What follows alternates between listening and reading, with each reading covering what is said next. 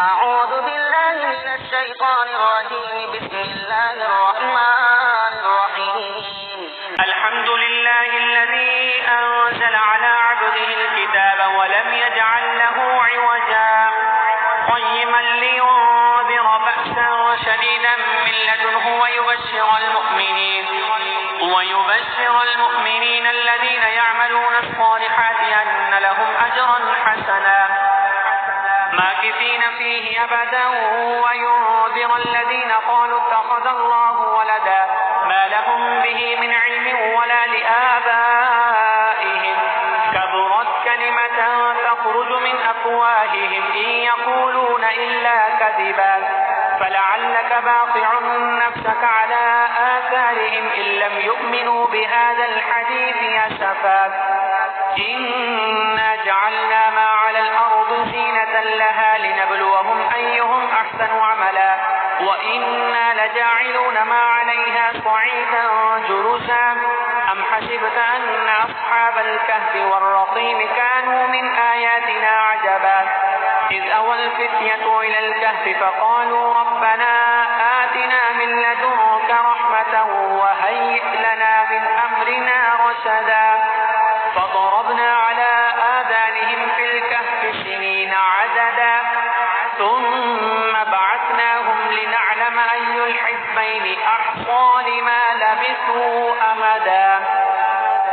نحن نقص عليك نبأهم بالحق إنهم فتية آمنوا بربهم وزدناهم هدى وربطنا على قلوبهم إذ قاموا فقالوا ربنا رب السماوات والأرض لن ندعو من دونه إلها لقد قلنا إذا شططا هؤلاء قومنا اتخذوا من دونه آلهة لولا يأتون عليهم بسلطان بين فمن أظلم ممن افترى على الله كذبا وإذ اعتزلتموهم وما يعبدون إلا الله فأووا إلى الكهف ينشر لكم ربكم من رحمته ويهيئ لكم من أمركم مرفقا وترى الشمس إذا طلعت تزاور عن كهفهم ذات اليمين وإذا غربت تقرضهم ذات الشمال وهم في فجوة منه ذلك من آيات الله من يهد الله فهو المهتد ومن يضلل فلن تجد له وليا مرشدا وتحسبهم أيقاظا وهم رقود ونقلبهم ذات اليمين وذات الشمال وكلبهم باسط ذراعيه بالوصيد لو اطلعت عليهم لوليت منهم فرارا ولملئت منهم رعبا وكذلك بعثناهم ليتساءلوا بينهم قال قائل منهم كم لبثتم قالوا لبثنا يوما أو بعض يوم قالوا ربكم أعلم بما لبثتم فابعثوا أحدكم ببرقكم هذه إلى المدينة فلينظر أيها أزكى طعاما فليأتكم برزق منه وليتلطف ولا يشعرن بكم أحدا إنهم إن يظهروا عليكم يرجموكم أو يعيدوكم في ملتهم ولا تفلحوا إذا أبدا وكذلك أعثرنا عليهم ليعلموا أن وعد الله حق وأن الساعة لا ريب فيها إذ يتنازعون بينهم أمرهم فقالوا ابنوا عليهم بنيانا ربهم أعلم بهم قال الذين غلبوا على أمرهم لنتخذن عليهم مسجدا سيقولون ثلاثة رابعهم كلبهم ويقولون خمسة سادسهم كلبهم رجما بالغيب ويقولون سبعة وثامنهم كلبهم قل ربي أعلم بعدتهم ما يعلمهم إلا قليل فلا تمار فيهم إلا مراء ظاهرا ولا تستفت فيهم منهم أحدا ولا تقولن لشيء إني فاعل ذلك غدا إلا أن يشاء الله واذكر ربك إذا نسيت وقل عسى أن يهديني ربي لأقرب من هذا رشدا أحدا ولبثوا في كهفهم 300 سنين وازدادوا 9 قل الله أعلم بما لبثوا له غيب السماوات والأرض أبصر به وأسمع ما لهم من دونه من ولي ولا يشرك في حكمه أحدا واتل ما أوحي إليك من كتاب ربك لا مبدل لكلماته ولن تجد من دونه ملتحدا واصبر نفسك مع الذين يدعون ربهم بالغداة والعشي يريدون وجهه ولا تعد عيناك عنهم تريد زينة الحياة الدنيا ولا تطع من أغفلنا قلبه عن ذكرنا واتبع هواه وكان أمره فرطا وقل الحق من ربكم فمن شاء فليؤمن ومن شاء فليكفر إنا أعتدنا للظالمين نارا أحاط بهم سرادقها وإن يستغيثوا يغاثوا بماء كالمهل يشوي الوجوه بئس الشراب وساءت مرتفقا إن الذين آمنوا وعملوا الصالحات إنا لا نضيع أجر من أحسن عملا أولئك لهم جنات عدن تجري من تحتهم الأنهار يحلون فيها من أسابر من ذهب ويلبسون ثيابا خضرا من سندس واستبرق متكئين فيها على الأرائك نعم الثواب وحسنت مرتفقا واضرب لهم مثلا الرجلين جعلنا لأحدهما جنتين من أعناب وحففناهما بنخل وجعلنا بينهما زرعا كلتا الجنتين آتت أكلها ولم تظلم منه شيئا وفجرنا خلالهما نهرا وكان له ثمر فقال لصاحبه وهو يحاوره أنا أكثر منك مالا وأعز نفرا ودخل جنته وهو ظالم لنفسه قال ما أظن أن تبيد هذه أبدا وما أظن الساعة قائمة ولئن رددت إلى ربي لأجدن خيرا منها منقلبا قال له صاحبه وهو يحاوره وكفرت بالذي خلقك من تراب ثم من نطفة ثم سواك رجلا لكن هو الله ربي ولا أشرك بربي أحدا ولولا إذ دخلت جنتك قلت ما شاء الله لا قوة إلا بالله إن ترني أنا أقل منك مالا وولدا فعسى ربي أن يؤتيني خيرا من جنتك ويرسل عليها حسبانا من السماء فتصبح صعيدا زلقا أو يصبح ماؤها غورا فلن تستطيع له طلبا وأحيط بثمره فأصبح يقلب كفيه على ما أنفق فيها وهي خاوية على عروشها ويقول يا ليتني لم أشرك بربي أحدا ولم تكن له فئة ينصرونه من دون الله وما كان منتصرا هنالك الولاية لله الحق هو خير ثوابا وخير عقبا واضرب لهم مثل الحياة الدنيا كماء أنزلناه من السماء فاختلط به نبات الأرض فأصبح هشيما تذروه الرياح وكان الله على كل شيء مقتدرا المال والبنون زينة الحياة الدنيا والباقيات الصالحات خير عند ربك ثوابا وخير أملا ويوم نسير الجبال وترى الأرض بارزة وحشرناهم فلم نغادر منهم أحدا وعرضوا على ربك صفا لقد جئتمونا كما خلقناكم أول مرة بل زعمتم أن لن نجعل لكم موعدا ووضع الكتاب فترى المجرمين مشفقين مما فيه ويقولون يا ويلتنا ما لهذا الكتاب لا يغادر صغيرا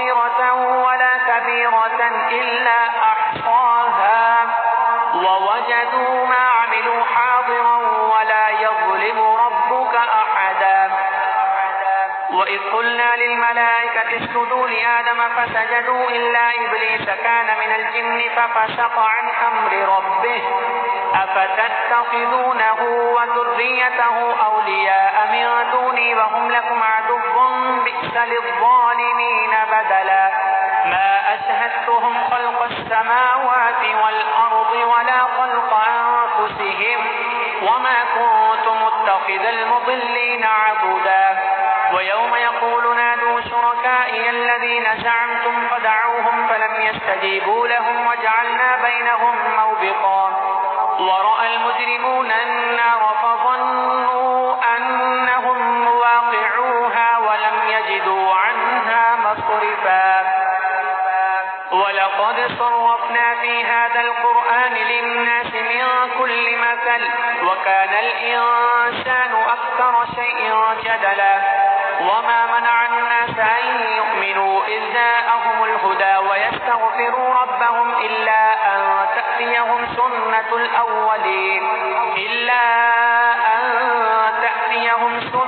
الأولين أو يأتيهم العذاب قبلا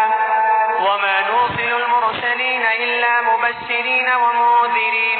ويجادل الذين كفروا بالباطل ليدحضوا به الحق واتخذوا آياتي وما أنذروا هزوا ومن أظلم ممن ذكر بآيات ربه فأعرض عنها ونسي ما قدمت يداه إنا جعلنا على قلوبهم أكنة أن يفقهوه وفي آذانهم وقرا وإن تدعوهم إلى الهدى فلن يهتدوا إذا أبدا وربك الغفور ذو الرحمة لو يؤاخذهم بما كسبوا لعجل لهم العذاب بل لهم موعد لن يجدوا من دونه موئلا وتلك القرى أهلكناهم لما ظلموا وجعلنا لمهلكهم موعدا وإذ قال موسى لفتاه لا أبرح حتى أبلغ مجمع البحرين أو أمضي حقبا فلما بلغا مجمع بينهما نسيا حوتهما فاتخذ سبيله في البحر سربا فلما جاوزا قال لفتاه آتنا غداءنا لقد لقينا من سفرنا هذا نصبا قال أرأيت إذ أوينا إلى الصخرة فإني نسيت الحوت وما أنسانيه إلا الشيطان أن أذكره واتخذ سبيله في البحر عجبا قال ذلك ما كنا نبغي فارتدا على آثارهما قصصا فوجدا عبدا من عبادنا آتيناه رحمة من عندنا وعلمناه من لدنا علما قال له موسى هل أتبعك على أن تعلمني مما علمت رشدا قال إنك لن تستطيع معي صبرا وكيف تصبر على ما لم تحط به خبرا قال ستجدني إن شاء الله صابرا ولا أعصي لك أمرا قال فإن اتبعتني فلا تسألني عن شيء حتى أحدث لك منه ذكرا فانطلقا حتى إذا ركبا في السفينة خرقها قال أخرقتها لتغرق أهلها لقد جئت شيئا إمرا قال ألم أقل إنك لن تستطيع معي صبرا قال لا تؤاخذني بما نسيت ولا ترهقني من أمري عسرا فانطلقا حتى إذا لقيا غلاما فقتله قال أقتلت نفسا زكية بغير نفس لقد جئت شيئا نكرا قال ألم أقل لك إنك لن تستطيع معي صبرا قال إن سألتك عن شيء بعدها فلا تصاحبني قد بلغت من لدني عذرا فانطلقا حتى إذا أتيا أهل قرية استطعما أهلها فأبوا أن يضيفوهما فوجدا فيها جدارا يريد أن ينقض فأقامه قال لو شئت لاتخذت عليه أجرا قال هذا فراق بيني وبينك سأنبئك بتأويل ما لم تستطع عليه صبرا أما السفينة فكانت لمساكين يعملون في البحر فأردت أن أعيبها وكان وراءهم ملك يأخذ كل سفينة غصبا وأما الغلام فكان أبواه مؤمنين فخشينا أن يرهقهما طغيانا وكفرا فأردنا أن يبدلهما ربهما خيرا منه زكاة وأقرب رحما وأما الجدار فكان لغلامين يتيمين في المدينة وكان تحته كنز لهما وكان أبوهما صالحا فأراد ربك أن يبلغا أشدهما ويستخرجا كنزهما رحمة من ربك وما فعلته عن أمري ذلك تأويل ما لم تستطع عليه صبرا